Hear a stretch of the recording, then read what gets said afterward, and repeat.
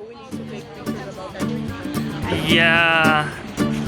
Well, this is a very, very exciting moment. Finally, we found the bus. Finally, one hour. Woo. Yeah. Let's go.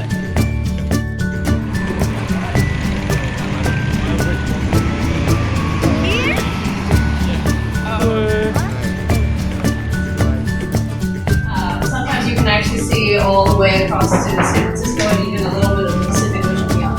Good, not quite it. Alright, so welcome everyone to the Molecular Foundry here at Berkeley Lab. My name is Lori and I head our communications and facilities. I'm showing you around today.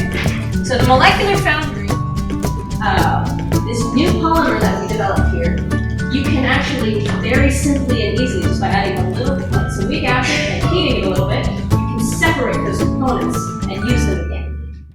And the adhesives and the tape that they use to attach the wires are harsh on their skin, because premature baby skin is 40% more fragile than normal skin.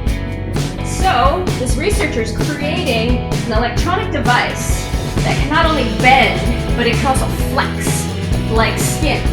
And so this smart band-aid goes onto the baby's back, half a micron in size or smaller, within a cubic foot of air.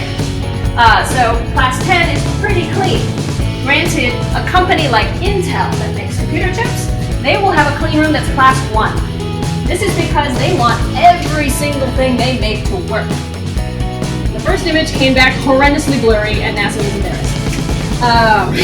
What happened was, the lens they put in the telescope had a defect. Thanks. Alright, so what you are looking at through these windows is a 2-inch box. The microscope lives inside that giant box. If you look down, you'll see that the box is sitting on a concrete slab that weighs the same amount as a 737 airplane. Well, after this amazing trip, I'd like to give my feedback. I'd like to tell one of the things that I learned.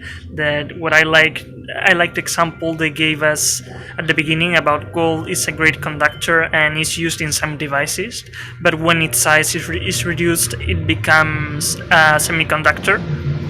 And well, this is an example of how you can vary the characteristics of material for other uses.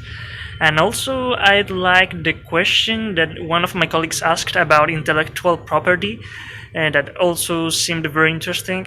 And it's about if a scientist comes with an idea prior to the laboratory, prior to the lab, the idea belongs to that person. But if the idea arises while working in the lab, the property is shared between him and Molecular Foundry. And finally, what surprised me most was the moment when talked to a scientist who was working in the building where the large microscope is located, and explained that they are currently studying at the crystalline structure of dolphins' urine to analyze how beam of light affect it, so that in that way that data can be used to analyze the traces of illegal transport of cocaine due to the amount that dolphins consume from the ocean. In that way, police could use dolphins in the ocean as they use dogs on the ground, for example.